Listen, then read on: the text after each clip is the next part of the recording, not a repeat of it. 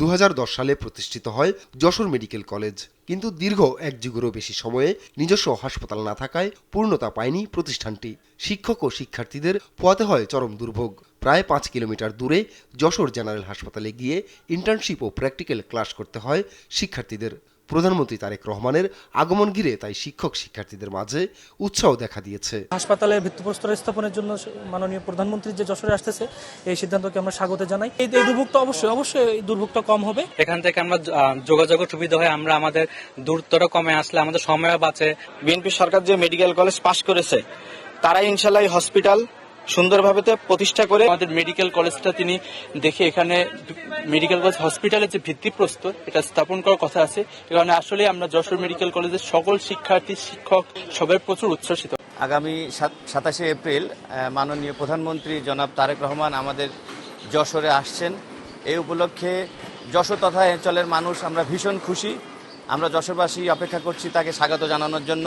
এই হাসপাতালটি দ্রুত নির্মাণ হলে একদিকে যেমন যশোর এবং আশেপাশের পার্শ্ববর্তী এলাকার জনসাধারণ উন্নত চিকিৎসা পাবে, একই সাথে আমার শিক্ষার্থীরা মেডিকেল যে শিক্ষা সেই শিক্ষাটিও যথাযথভাবে পাবে। এই হাসপাতালটি হবে এই অঞ্চলের কয়েক লাখ মানুষের চিকিৎসার প্রধান আশ্রয়স্থল।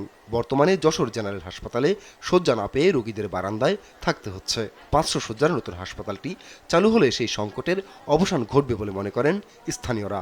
এই 27 তারিখ ঘিরে আজকে সাধারণ মানুষের ভিতরে একটি শ্বাস রব পড়ে গেছে এবং আপনারা জানেন যে 500 শয্যা মেডিকেল কলেজ যে উদ্বোধন করবেন, আজকে এই মেডিকেল কলেজ এখানে হলে আজকে আমাদের যেসব রোগী ঢাকা এবং খুলনায় যেতে হতো সেগুলো আর যাবে না। মাননীয় প্রধানমন্ত্রী তিনি 27 তারিখে আসছেন।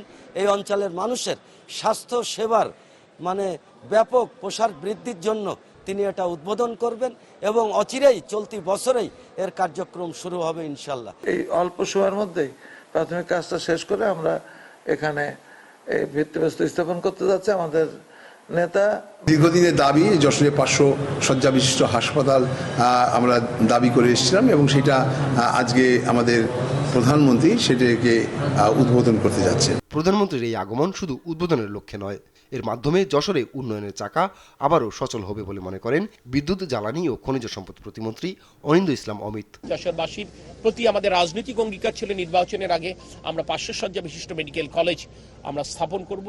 আমাদের যদি নির্বাচিত হতে পারি এই মেয়াদে, আমরা তারই ধারাবাহিকতায় মাননীয় প্রধানমন্ত্রী 500 শয্যা বিশিষ্ট মেডিকেল কলেজ হাসপাতালে ভিত্তিপ্রস্তর স্থাপন করবেন। প্রতীক্ষার অবসান ঘটিয়ে সোমবার যশোর সফরে আসছেন প্রধানমন্ত্রী তারেক রহমান।